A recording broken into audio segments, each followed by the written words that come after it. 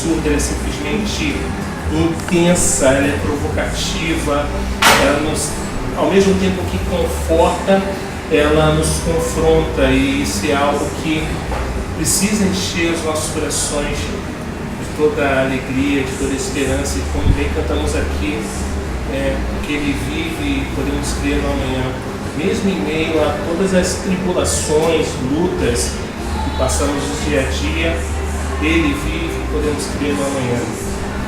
Livres. Nosso objetivo é descobrir a liberdade em Cristo através dessa que é considerada a carta magna da liberdade cristã, que era o texto neotestamentário preferido, para quem não sabe, de Lutero, e conhecido amplamente como a grande carta da liberdade dos filhos de Deus. E abra sua Bíblia, por favor, na carta aos Gálatas, no capítulo 1. Hoje vamos ficar entre estudar o verso 1 e o verso 2.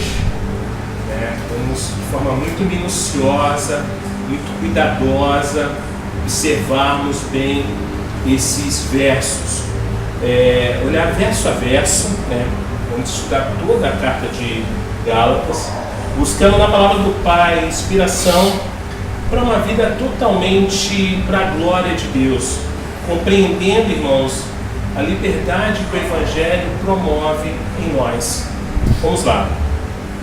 Vamos ler do verso 1 ao 9, mas vamos estudar o verso 1 e 2 hoje, tá? Paulo, apóstolo enviado, não da parte de homens, nem por meio de pessoa alguma, mas por Jesus Cristo e por Deus Pai, que o ressuscitou dos mortos. E todos os irmãos que estão comigo, as igrejas na Galácia, a vocês, graça e paz da parte de Deus, nosso Pai, e do Senhor Jesus Cristo, que se entregou a si mesmo por nossos pecados, a fim de nos resgatar dessa presente era perversa, segundo a vontade de nosso Deus e Pai, a quem seja a glória para todos sempre. Amém. Admiro-me de que vocês estejam abandonando tão rapidamente aquele que os chamou pela graça de Cristo para seguirem outro evangelho, que na realidade não é o evangelho. O que ocorre é que algumas pessoas o estão perturbando, querendo perverter o evangelho de Cristo. Mas ainda que nós, ou um anjo no céu, pregue um evangelho diferente daquele que lhes pregamos, que seja amaldiçoado. Como já dissemos, agora repito: se alguém lhes anuncia um evangelho diferente daquele que já receberam, que seja amaldiçoado. Uma palavra muito dura, muito contundente, que Paulo dá aos irmãos da igreja ali na Galácia, Nós começamos essa série de sermões, uma sequência de mensagem que vai se prolongar, como eu disse a vocês, mais ou menos de 2 a 3 meses, com o desejo de entendermos para o que falamos tanto de ser livres. Uma introdução contundente, firme, de um chamado à centralidade do Evangelho. Hoje temos percebido, e ontem aqui no seminário urbano, de forma muito pontual, Paty falou acerca disso, eu comentei sobre isso também, nós devemos trazer a centralidade para o Evangelho. Hoje as pessoas buscam qualquer tipo de coisas que venham a acariciar o seu ego, venham a massagear os seus desejos, mais escusos. Isso é muito ruim. Temos uma concepção generalizada de que a pregação do Evangelho é para aqueles que não são cristãos. Irmãos, isso é um erro gravíssimo, porque infelizmente paramos, pensamos e achamos que a pregação do Evangelho é somente para aqueles que ainda não foram alcançados pela graça de Deus. Irmãos, desculpe-me, não mesmo. Na maioria das vezes, o nosso pressuposto básico é: precisamos pregar para quem não é crente. E uma vez que já somos crentes, uma vez que já somos parte de uma igreja evangélica, ou pelo menos frequentamos um culto dominical em alguma comunidade de fé, não necessariamente nesse lugar, não precisamos ouvir mais o Evangelho. Não, ao contrário, é aí que precisamos ouvir o Evangelho, é aí que precisamos ser alimentados, é aí que precisamos receber do próprio Pai, é aí que precisamos ser edificados uns pelos outros. Talvez o grande equívoco e as grandes limitações que nós, como comunidade de discípulos, enfrentamos hoje em dia, seja fruto desse probleminha que talvez hoje denominamos e que acaba ao longo dos anos se tornando um grande problema. Isso é bem complicado. O Evangelho é para nós, pois todos pecaram, todos nós pecamos. Ninguém aqui, a começar por mim, não pecou. Todos pecamos. Eu posso bater no peito e dizer, olha, não pequei. Não, já pequei aí. Todos pecamos. Todos são carentes. Todos são carentes dessa notícia, irmãos, de salvação.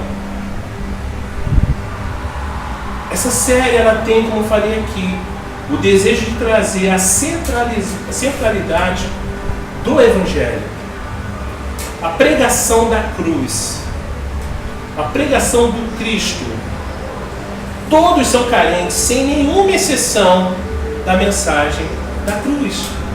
Todos aqui reunidos hoje nessa tarde são carentes dessa mensagem da cruz. A grande questão, óbvia na leitura desses 9 versos que acabamos de ler, é que os irmãos dessa região chamada Galácia, na verdade, não é uma cidade, mas uma região que compreendia pequenas localidades, várias comunidades cristãs, várias congregações cristãs reunidas, enfrentavam um problema. Por mais que tivesse sido plantada há pouquíssimo tempo, lembrando que o apóstolo Paulo, esse que se apresenta logo no primeiro versículo, era um plantador e um excelente plantador de igreja, por excelência, ele escreve essas cartas à medida que é necessário trazer algum tipo de exortação ou ânimo a essas comunidades ali plantadas. Exortação, o ânimo. Exortação, o ânimo. Paulo reconhece de cara um problema naquela localidade. O problema é que mesmo depois de pouco tempo de plantação de igreja, o Evangelho de Cristo ali não era suficiente.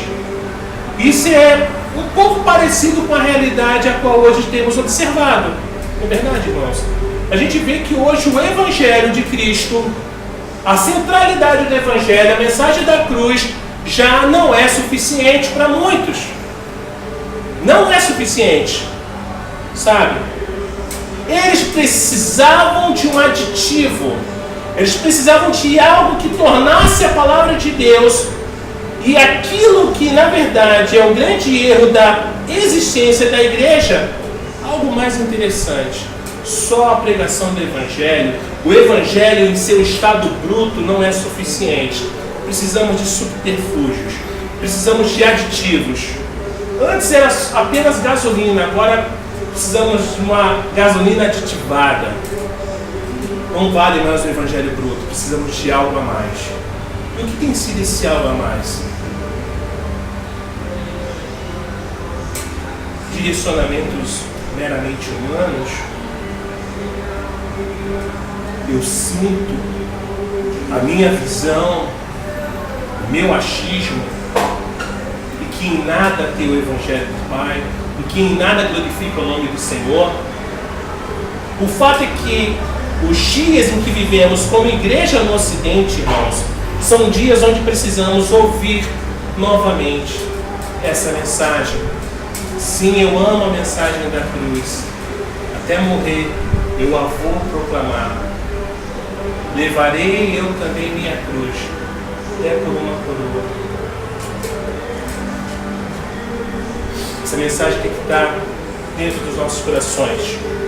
São dias onde precisamos ouvir uma advertência para que nos voltemos à única e sã doutrina do Evangelho de Cristo.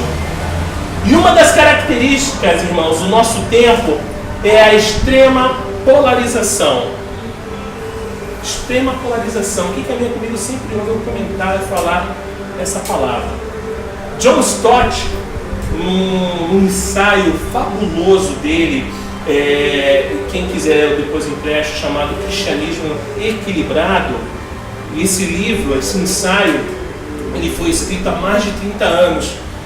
E é interessante ver que um escrito de mais de 30 anos seja tão atual nos dias de hoje, né? Ele identifica justamente a polarização tanto da igreja, no que diz respeito à sua relação com o intelecto e emoções, da relação com a ação social e a pregação crua do Evangelho. Se era um problema para os irmãos da Europa há mais de 30 anos, a polarização, por você ser de um outro lugar, acharia que isso seria diferente. E isso tem ganho um cenário cada vez mais amplo no que vemos hoje, sabe? Esse cenário tem sido tão amplificado que tem tomado a própria proclamação da cruz. Enfrentamos esse problema hoje, esse problema real entre nós. Se existe de fato uma forma de encontrarmos o equilíbrio novamente, é evitarmos os radicalismos extremos. É evitar os radicalismos extremos.